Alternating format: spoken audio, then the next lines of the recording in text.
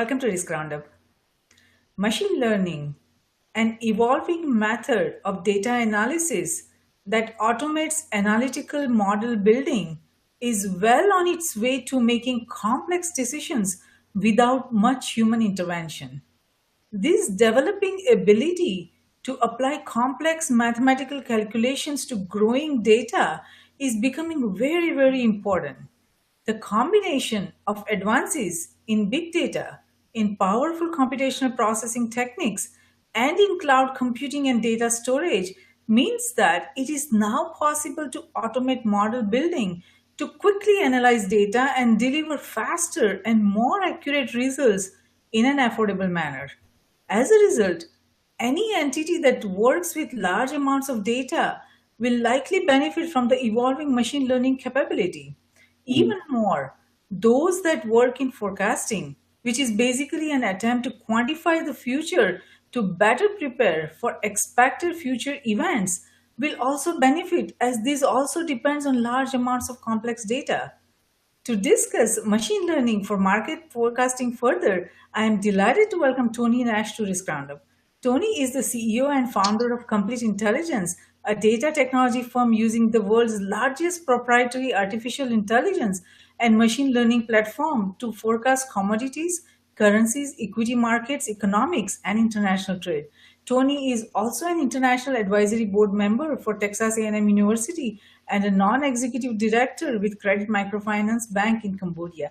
Welcome, Tony. We are so very honored to have you on Risk Roundup. Thank you very much. I'm really glad to be here.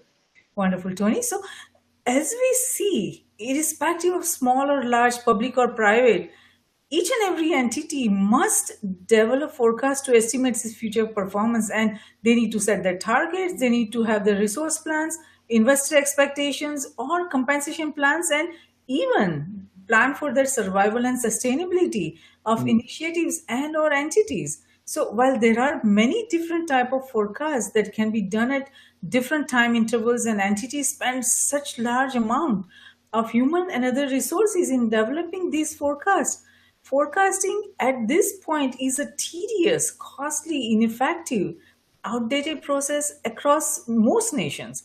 How do you see machine learning changing that and transforming forecasting? Sure. I think really what automated, let's say, the number of processors and the amount of data, what that really does is it increases the scale of forecasting. So, we've got about 15.5 billion data items in our core model, and we have millions of algorithms that self-adjust every month. And so what that does is it allows us to use publicly available data. We're not using proprietary data. We're using publicly available data to effectively model out the global supply-demand balance.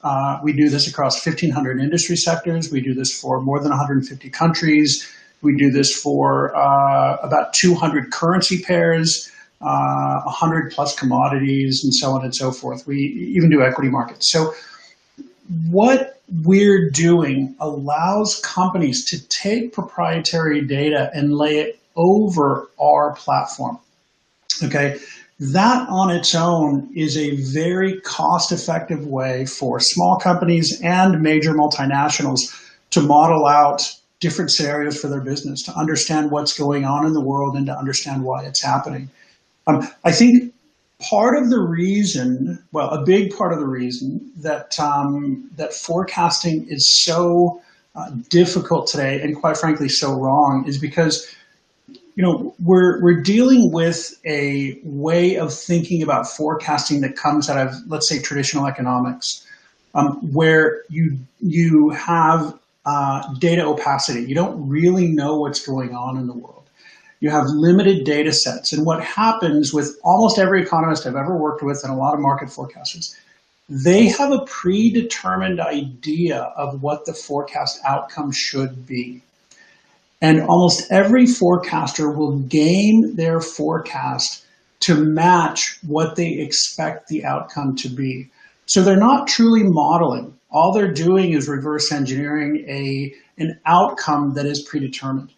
And this is really, it's what forecasting has become. I think at some point forecasting and econometrics were truly kind of input driven, where the outcome was left to, let's say, the model, even if it was a very simple model. But whether it's corporate forecasting, government statistics bureaus, even research firms, the forecasts that they do are predetermined and they revert to consensus. This is the big problem that we see in many, let's say, corporates today. Yes, you are absolutely right. That is a cause of great concern, because if they want to just hear what they want to hear, irrespective of what the market is saying or what the reality is, then it's it's not going to help them for what they are trying to have the forecasting, because anyway forecasting is a complex task and decision makers face so many challenges to develop these forecasts, and they lose a lot of time and money and resources in this process. Now if the decision makers who if the managers prepare this forecast, if the decision makers who wants this just the way they want it, then there is no point of doing that whole exercise, because it's not going to help them at all. So this is a very complex challenge, and what you told about your how your algorithm works and how the companies can use their proprietary data and integrate that with it, that seems to be very interesting, because the public data is out there, and we can get a lot of intelligence from that. But if their proprietary data is also integrated, then it probably increases their accuracy of the forecast, and it benefits them tremendously. So it seems that these decision makers, they are facing challenges in getting accurate long term, and there are these two kinds of data forecasting, right? A short term forecasting and long term forecasting.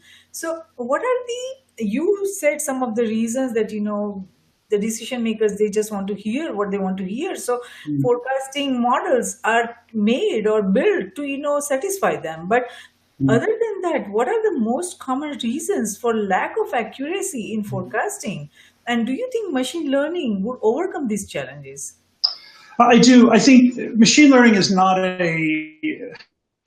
just the phrase machine learning doesn't mean that things are automatically fixed. I mean, you have to really, when we started the firm, one of the key items we use to guide our firm is that we do not want any intervention forecast. Not really. Okay. We did that. We started as a consulting firm, and in part of the reason we don't do that. First, I've seen it for over a decade, and all that does is result in error that you cannot trace. If you manually change a forecast outcome or game a forecast outcome, when your forecast is wrong, you cannot isolate the error to fix it. You cannot understand what the algorithm is because it's in somebody's head. But one of our early experiences in June of 2015, we were forecasting a bill of material for a major global manufacturer. And in part of that bill of material was crude oil, was West Texas crude oil. And at the time, WTI was trading at $60, okay? This was June of 2015. It was right around $60, $62, something like that. The consensus view was that WTI would trade at $80 by the end of the year. When we forecasted the bill of material, which included some metals and crude oil and some currencies, the one that got the most attention was our WTI forecast, which had WTI at $48 by the end of the year, somewhere between 46 and 48. Now, there were 120 people from the global supply chain team in this meeting for this client. And they came to us after the meeting and they said, look, we really like your approach. We really admire what you're doing, but you're so far off of consensus that we can't work with you. So the consensus was $80. We were at $46. Okay. Now, December of 2015 came around and crude oil was trading at $42. Okay, so had we gamed our forecast to consensus, it would have been $80 and we would have been 100% off of actuals. Okay, but instead we were, single digit percents, and we were actually closer than anybody in the market. And so that was an early lesson for us that it just doesn't pay to manually intervene. And even though we lost clients in the short term, that client came back to us the month after and came back to us for a large contract. So I think we need to be really careful about what consensus means. And that's the biggest enemy of accurate forecasting is gaming to consensus. Okay. Another error is using small data models. When we talk to most corporates, when we ask them what they use to forecast, say, their sales revenues, or let's say some commodity raw material, most of their models use maybe 5 inputs, okay? GDP, industrial production, something like that, okay? And that's too small, okay? When we test let's say, a historical data series, we're testing that against about 1.5 million functions, okay? Where the large forecasters may be testing against 5 or 10 or 20, we're testing against 1.5 million. Corporates typically use 5 or 10 maybe. Again, we start 1.5 million. We narrow it down to a few hundred to build our algorithm, okay? The other part is people don't update their algorithms enough. We update our algorithms every month. We're doing this every month, okay? Most people design a forecast algorithm and maybe update it every 2 years or every 5 years, including the professional forecasters. Most of these name brand forecasters update their algorithms every 2 years at the most, okay? So the global economy is dynamic. There are trade-offs, things change, everything from prices to trade flows to currencies. And this is why we re-weight and retest our algorithms every month, okay? Now, the third thing that people really need to be careful of when they're doing forecasts is kind of the illusion of certainty and the illusion of causality. When we work with clients, oftentimes they want to know what drives that price, what drives, whatever, okay? And this is I guess, on some level, kind of the danger of expertise, because there are a lot of assumptions that X drives Y if you're an expert. And when we go in and we test and we're using 1.5 million plus variables that we're testing out, we're taking this view that we actually don't know what drives the price of zinc or crude or the dollar or the yen or the S&P 500. We're going and testing these things, and then we're building that algorithm based on what works out statistically, not based on a bias that we walk into that calculation with. Okay, and that works for us. Our error rates are typically low single digits. Okay, and we would put them beside really anybody in the market. So those biases, the biases often result in double-digit error rates, which are really problematic.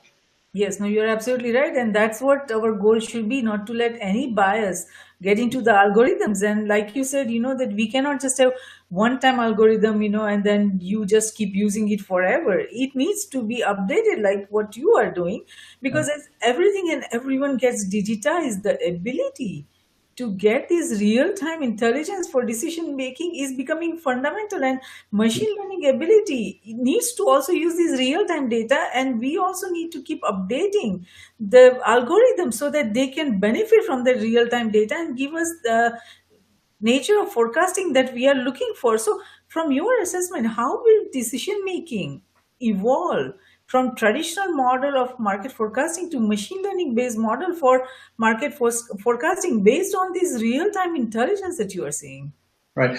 I think, what you're going to see is obviously, and this is a no-brainer, but decisions based on data rather than gut feeling, right? And, you have a lot of, let's say, a lot of executives who grew up in an era where they just didn't have a lot of information to make decisions on, or they grew up with limited data to make decisions on, or the data they were measuring wasn't actually what worked. So we worked with a client in China, and they are an industrial manufacturer around real estate. And they wanted us to build city-level revenue models for their business. And so we did this for the top 15 cities in China. The CEO for China had an idea of what drove his business, and it was commercial real estate data. Okay, so when we went in and we tested our 1 million+ functions, we added in commercial real estate data. We added in a bunch of different things into this, okay? A bunch of things that they wanted us to also test, which we're happy to do. We don't think we have the only way of doing this. We're happy to test other data, okay? What we found was commercial real estate, which was one of the only items that he could use that was somewhat related, and he's been in the business for 30 years. This has been his go-to data point.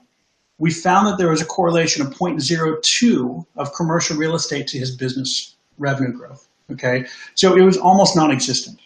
Now, when we revealed that to him, he literally would not talk to us for a month, okay? He was so tied to that guiding data item that he refused to answer our emails, pick up the phone, and talk to us for a month. And then we sat down, when he finally allowed us to talk to him, we sat down and we explained it to him, and we showed him what actually drove his sales at the city by city level, different for every city, okay? That company ended up reconfiguring their sales force in China based upon the results that we gave them, because they had this new data-driven approach to look at the market and to understand what was going on in the market. And so this CEO now, this China CEO for this company, understands how important data is. He had a really dramatic break from his own past and a really dramatic break into really using data to understand what's going on in a market. So I actually think you have almost a demographic break where you have people of a certain age who really didn't grow up with data and they're not comfortable with data. And you have people below a certain age who did grow up with data. Unfortunately, I'm not in that age group, but people who did grow up with data and they're very comfortable with data and they're very comfortable making data-driven decisions. And I think we're in an intermediate period where the more senior executives who really aren't comfortable with data are having to move forward in a really tentative way because they're used to making gut level decisions.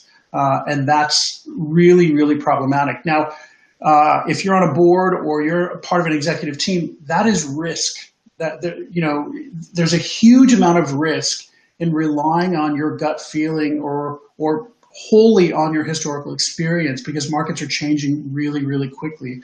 And I think boards really need to look carefully at how they're making decisions, how the company is making decisions, how they're justifying investments, how they're putting their sales figures together. Typically, you have somebody in finance doing top down, you have somebody in sales doing bottom up, and then you agree on some sort of compromise.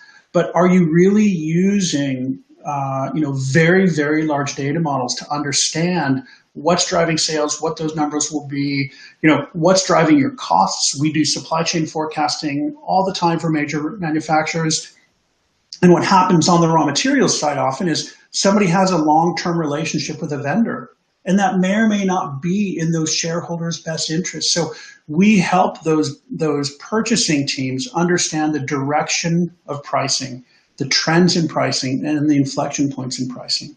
We're not aware of anybody else out there who's doing that in as detailed a way that we're doing. So it is a risk not to rely on data because profit margins, revenue opportunities, they're so exposed. Okay. Now, one of the other things I want to talk to you about, since this is a risk-focused discussion, one of the questions we get oftentimes from people is, how do you account for political risk in your model? So if we look at trade right now, okay, there's a lot of concern about political risk, and there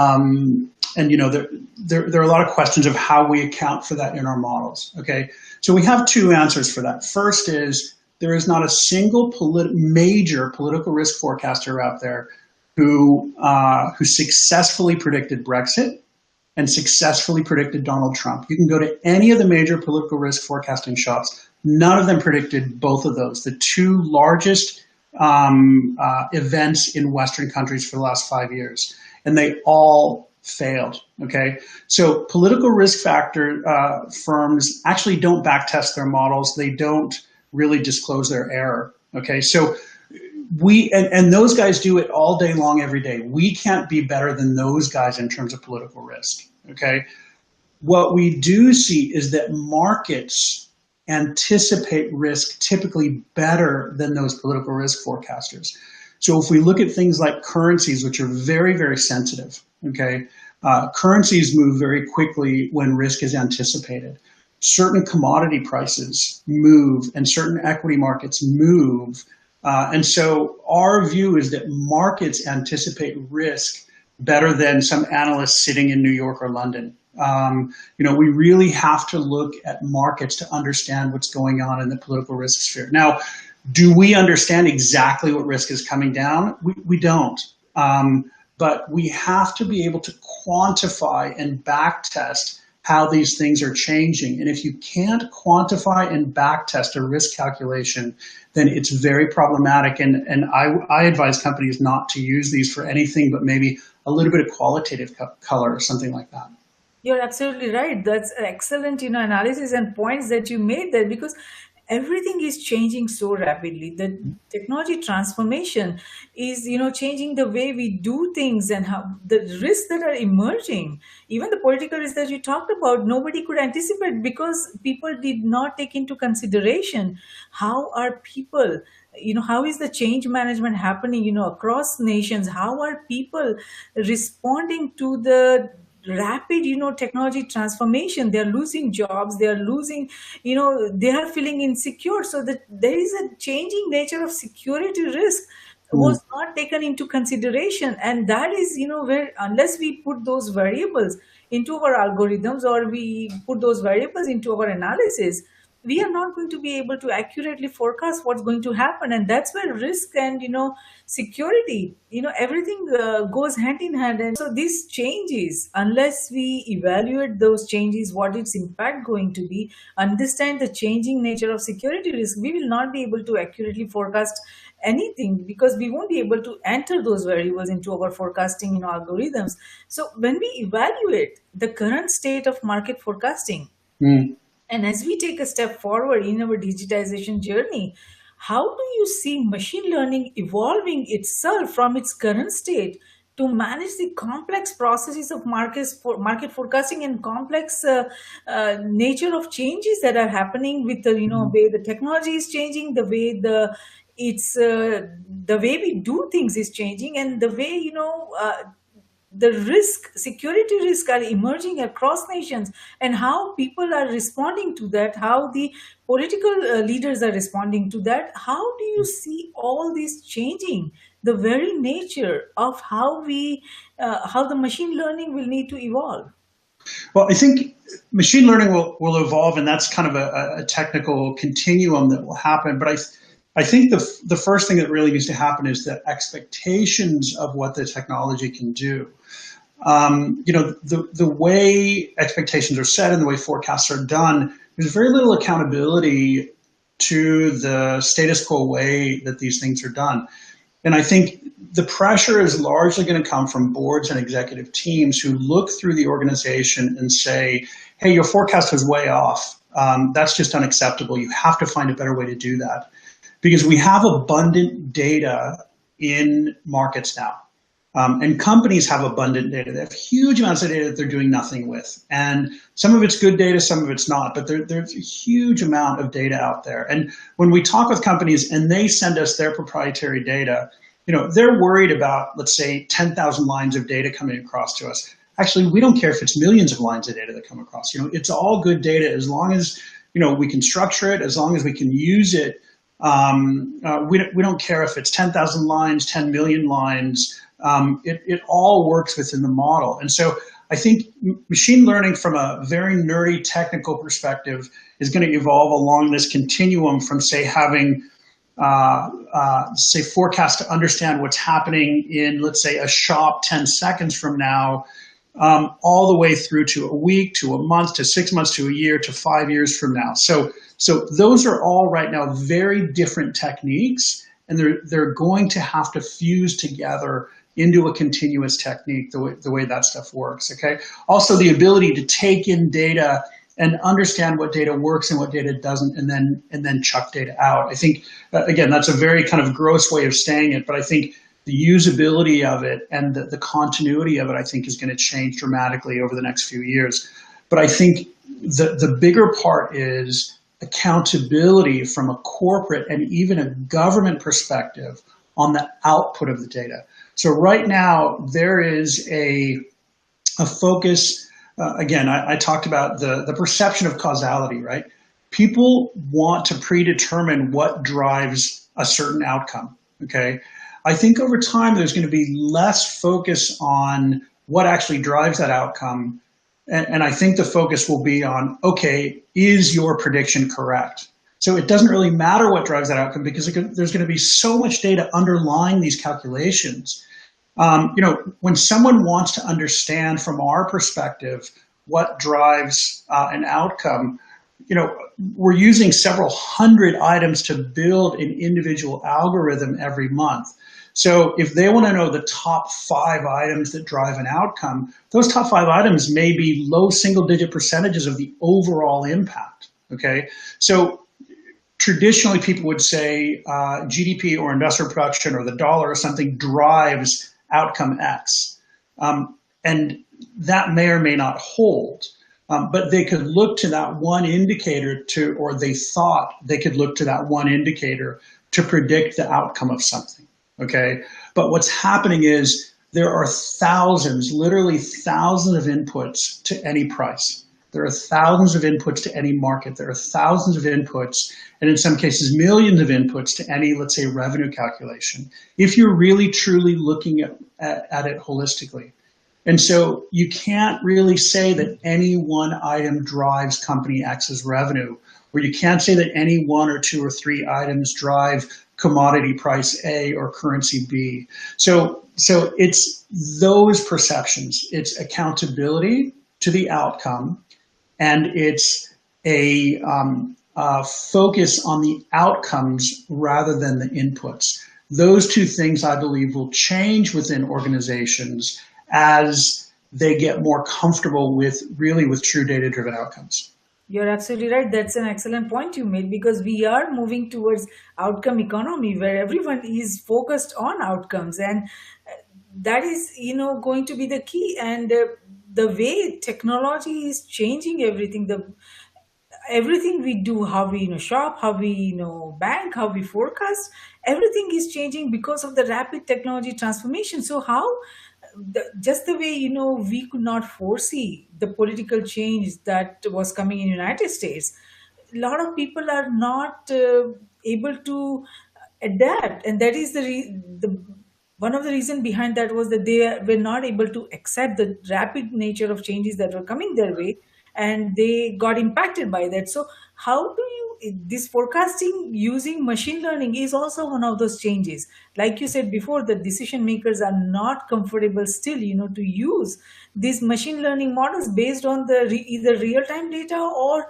large amounts of different variables. They just like to have that consensus, and they are not used to this way of forecasting and taking decisions. So how are machine learning models, from your perspective, for market forecasting accepted at this point across nations? I think so. Every time we work with a client, the approach we take, if it's let's say a bespoke engagement where somebody wants us to, say, forecast their supply chain costs or their revenues or something like that, what we'll do is we first take an in-sample proof of concept.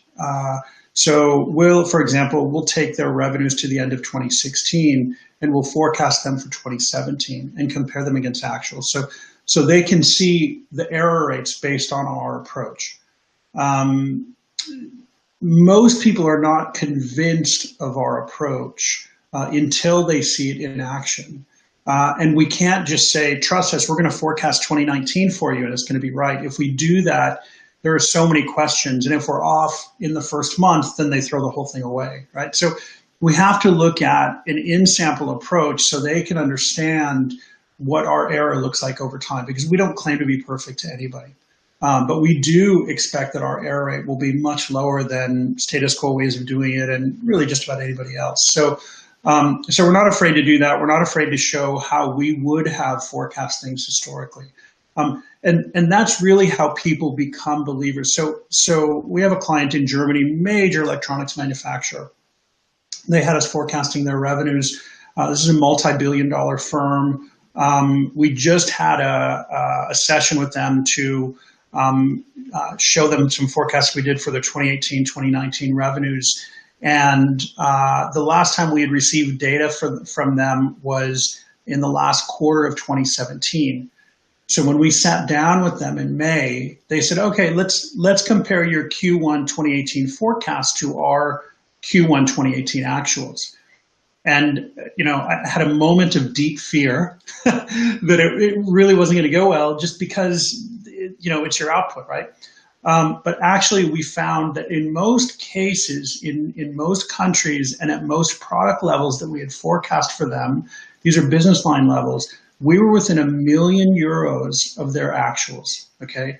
For a multi-billion-dollar company, this is huge, and they were shocked that we were as accurate as we were, okay? And so that company now is very much a believer in what we're doing, and that company is pursuing us to do much, much more for them. And we find that happens again and again. People have one or two experiences with us, and then they want to scale it up. And what our platform allows is, because we're not manicuring every single line item of the forecast, it allows for a lot of scale, actually. And so they can do, instead of doing, let's say, 5 countries and say 10 business lines, we can scale that out to 3, 4, 5 times that in a very quick period, so they can understand and have a better view on their data. Because again, for things like revenue forecasts, almost every company that I know of, they have finance doing one forecast, they have sales doing another forecast, and they meet in the middle. It's a negotiated outcome. And most of these companies need some third party that they can use to check. So whether it's, let's say, a CRM system that's doing it for them, or an ERP system or something like that, or if it's somebody like us using an ML approach, then that's fine. I mean, there are plenty of companies to go around. We can all do well with this, but we're finding more and more people appreciate the precision with which we do this and the error rates. Again, we're not perfect, but one of the things that happened in that meeting with that German electronics firm, we got on about the 4th country that within this deliverable. And for most of these, we had been low single-digit percentages error rate. And in one country, we were low double-digit percentage error rate for one business line, and again, low double-digit percentage error rate for another business line. So the finance director, instead of looking at us to question us, he looked at his team and asked if they had allocated revenue appropriately.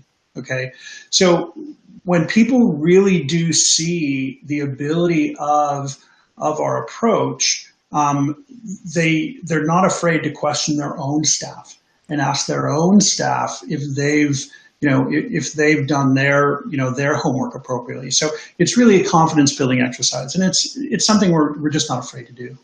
Yes, absolutely. No, that's an excellent point. And you gave a really good example that how even within a corporation, each of these, different department, they are working in silos. They are all probably using different data sets. They're probably all going to use, they're still using, different way they come to that forecasting. And this working in silo is a challenge. And, you gave a really good example how you compared your effectiveness of your model with, the Q1 data that you got from the client in Germany. But is that the only way you can determine the effectiveness of your model, or basically broadly machine learning, or is there any other way also that you constantly try to see the effectiveness? Sure, there are many ways we can do that through different ways of back testing or whatever, but we find typically with clients that it's experience based. They really have to see the results. They have to understand what we're doing, and they have to see how it compares to their status quo way of doing things. Because we find if we talk to, say, low or mid-level staff, they're afraid of what we do because they're afraid that we're going to do better than them. And we don't see our purpose as displacing anybody. All we want to do is give them better tools to make decisions. the senior level staff within companies typically look at what we're doing and they really like it because it gives more precision to what we're doing, but it also allows us to identify where the error is. In so many companies, they're used to seeing really bad forecasts and they just can't figure out why they're so bad. So they junk them. They get it and they look at it, but the executives typically have to calibrate it mentally and say, okay, maybe that's 15% too high or too low, or these guys always do this and they're always off by X amount or something like that. The team doing the forecasting really can't figure out the error because they're not using enough data to drive their forecast. The executives don't have enough time to help them figure out what the issue is. So we help them with, again, it's another point of view that they can use, and over time, with the experience that we give them, typically get comfortable with what we're doing. Yes, very true, very true. Now, we talked about this accuracy of the models and why machine learning models are doing so much better at giving us accurate forecasting. But there is also another variable that is probably making the decision makers go forward with this machine learning based forecasting, and that is probably the speed. Because as these AI based analytical systems can automatically recognize the changes in the markets, and they adapt and adjust in ways that our rigid statistic based quantitative models, they just cannot. So there is a great effort in having this machine learning drive that those changes. Because if you as you know more probably better than me, is that from financial fund management to high frequency trading, there is a great effort going on to quickly understand, evaluate, and forecast things before they develop Of and course. happen. Because that's where their money is, right? So there is a great effort in moving towards speed of action and speed of decision making. So do you see that speed is probably at the center of the market forecasting strategy? Absolutely. We have a major international oil company that's a client, and they've come to us to do some work for them. And if their internal team had done this work, it would take them between 3 and 6 months to do. For us, it takes us really a dedicated time. It's just a matter of days to do. And that's just a matter of getting the team's time to actually run the process. So it's not as if we're reprogramming everything. We're effectively going in and layering this over our internal system. And what we're getting out is a valid forecast, a precise forecast, understanding, comparing error rates, and then giving a go forward view on things. If this had been done internally, again, it would take 3, 4, 5 months for them to do, whereas we can do it in a very, very short period of time. And over time, that's getting quicker. So people's ability to really understand how markets move, get delivery on that, and then understand what the drivers are, it can happen very, very quickly. And again, this isn't just kind of an Excel model with 4 or 5 drivers. This is a very intensive process. And so we're doing it faster, but we're also doing it better. We're doing it in a more detailed manner. We're doing it in a more accurate manner, and we're doing it with more accountability. So if we're way off, trust me, these companies will hold us accountable. Whereas internally, it's very difficult to hold those internal staff accountable because, for whatever dynamics there are, different department or whatever it is, being an external vendor, they hold us accountable in a very direct way. Yes, so it seems now. I mean, you made an excellent example of that, and there is as we talk that one is the comfort level, one is the acceptance and trust about these machine learning models. That is still a work in progress, and not all decision makers are still comfortable using these machine learning models to help them forecast and take the effective decisions. But other than those challenges, what technical, regulatory, or other challenges and obstacles you see in the development of machine learning for financial industry forecasting, especially? Well, from a regulatory perspective, one of the things that we've done from the very start is all of the data that we use is publicly available data. Okay, we don't want to use any proprietary data because it could get our clients in trouble. If that data is derived from an unethical means or something like that, we don't want to have to explain that to our clients. So everything we're using is publicly available. It's from an exchange, it's from a government agency, it's from an industry association, something like that. So that there is accountability, there is documentation around it, there's a clear methodology, so that if that client has to report on the data they're using, it's very, very easy for us to get that background for them. Again, the regulatory requirements around proprietary data, depending on how you get that data, can be pretty difficult. So we just didn't want to go down that road at all, and we wanted to make sure that everything we use is publicly available. Yeah, so that is a good point, and like you said, you are using mostly publicly available data. But as the technology experts apply machine learning beyond financial forecasting and all these stock market prediction and all other market forecasting, we also see these moving data moving to blockchain, and for especially for security and privacy of the data. So as more and more data moves towards blockchain, what impact do you see of these converging technologies on the financial forecasting sector when we try to use the data on the blockchain and we have this machine learning model built on that? Sure. I mean, look, blockchain-based data, if it really is verifiable and if it's traced, then that circumvents a lot of those regulatory requirements. If it's trackable and if it's understandable where that data came from and every step of it is validated along the blockchain, then yeah, absolutely. I think that is certainly one way around it. I don't necessarily think it answers all questions. I think that has to be carefully documented and it has to be vetted. But I do think it's certainly one way of, I guess, meeting requirements and potentially providing much faster data sets. I mean, when you look at things like government-derived data sets, they're so slow, and to be honest, they're so questionable at times.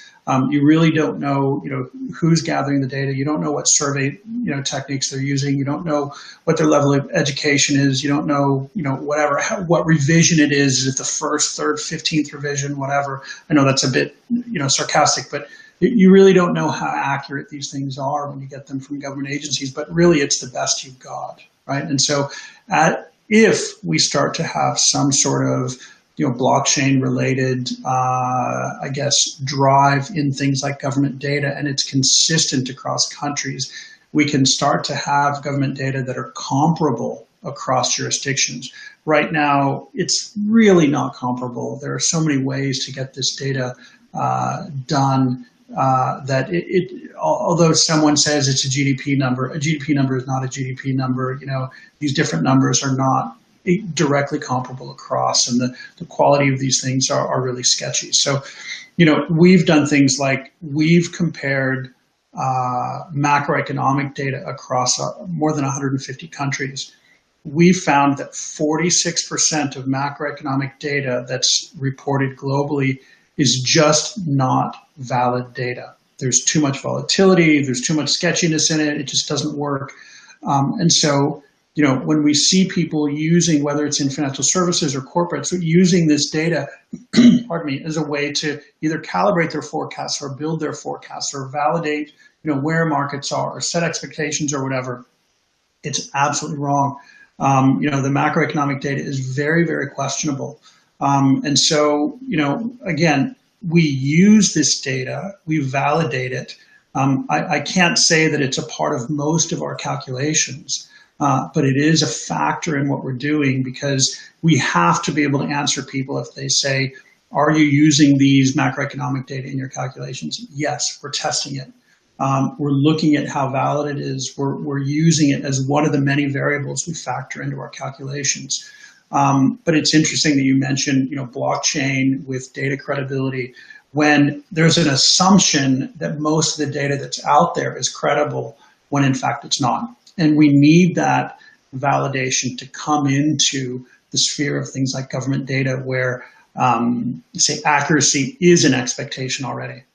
Yes, very true. No, that's an excellent point that you made. That, and in addition, also, I mean, we see a lot of algorithms are based on one size fits all model. Data. They just take one data set and they use that for giving the effective forecasting, response across nations. Now, that is also probably a big mistake, because how do we, use the one size fit all model, because there is, each nation has so many different variables and so much different data, underlying data distributions that needs to be evaluated and considered.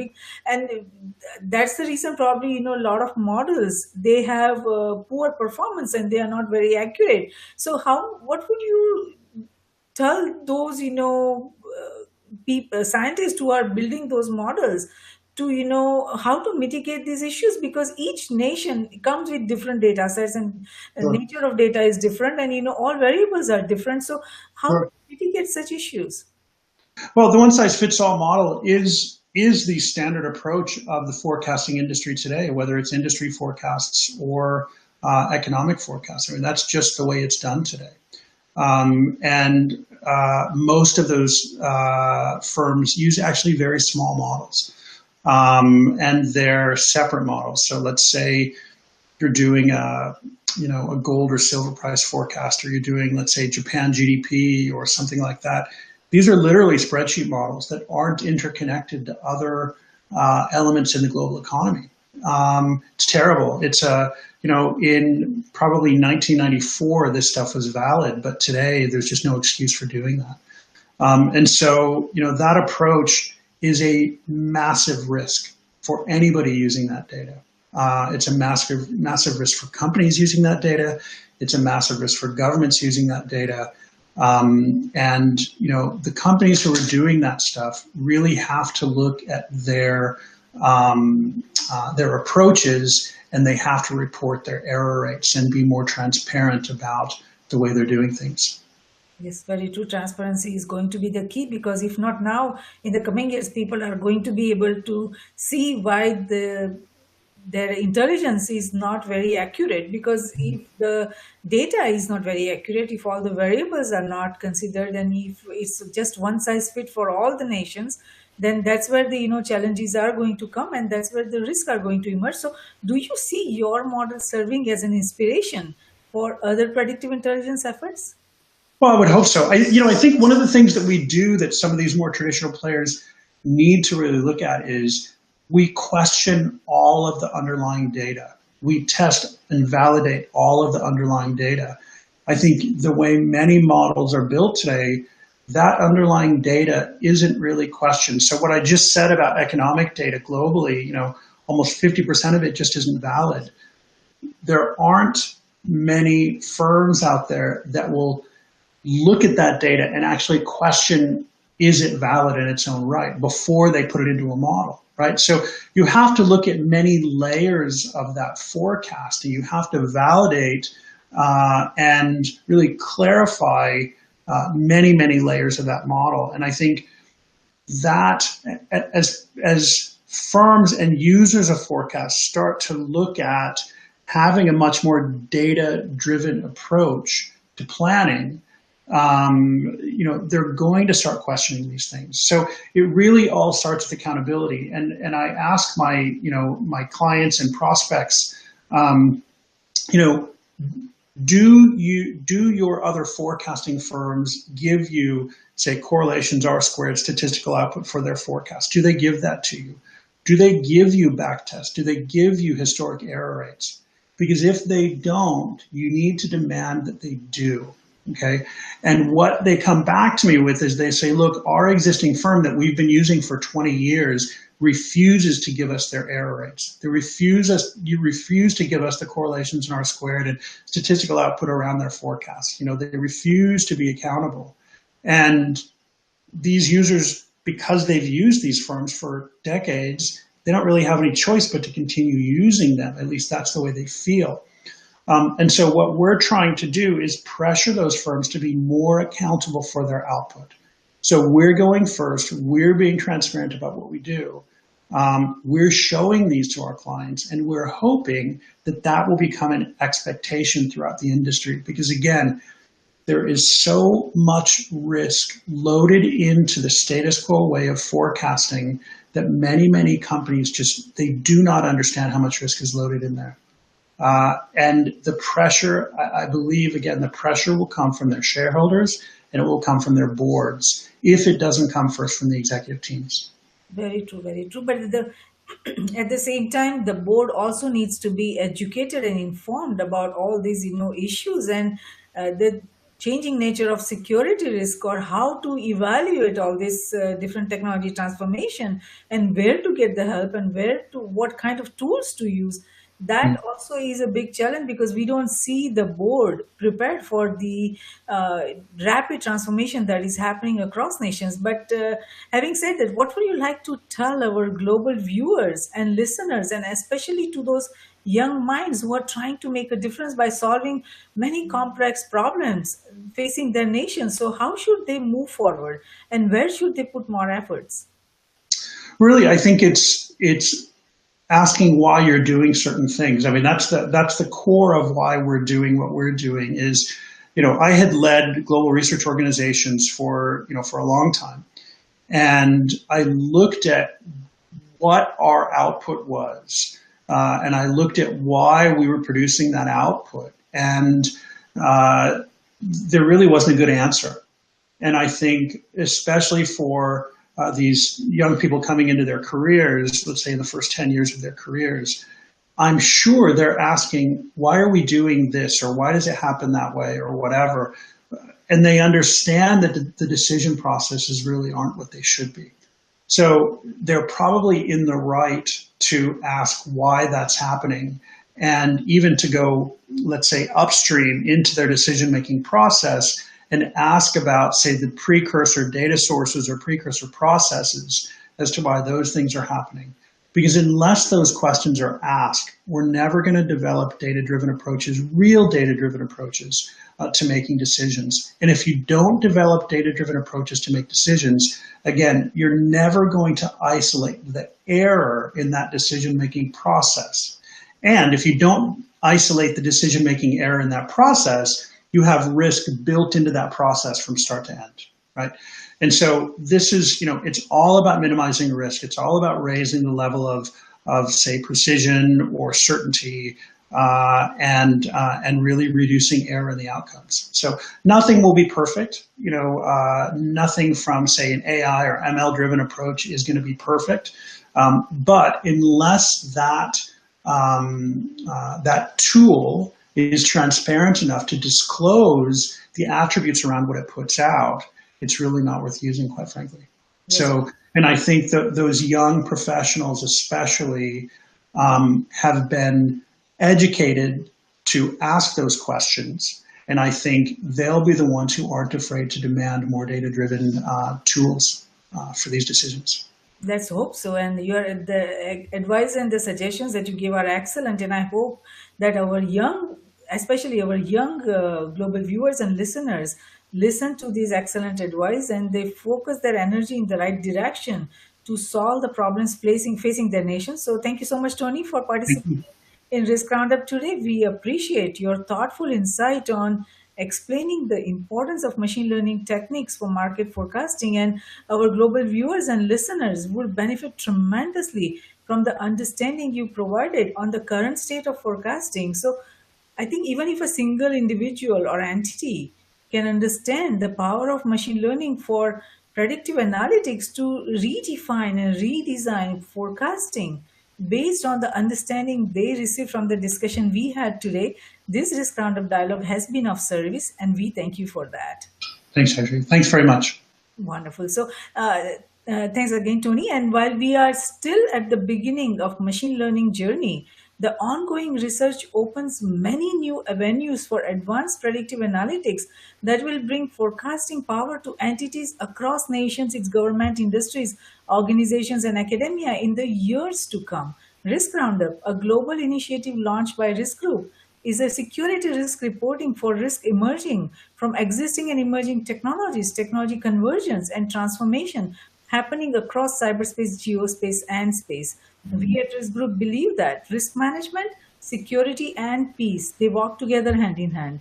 Though security is related to management of threats and peace to the management of conflict, risk management is related to management of security vulnerabilities as well as management of conflict. And it is not possible to conceive any one of the three without the existence of the other two. All three concepts feed into each other. We believe that the security we build for ourselves is precarious and uncertain until it is secure for everyone across nations.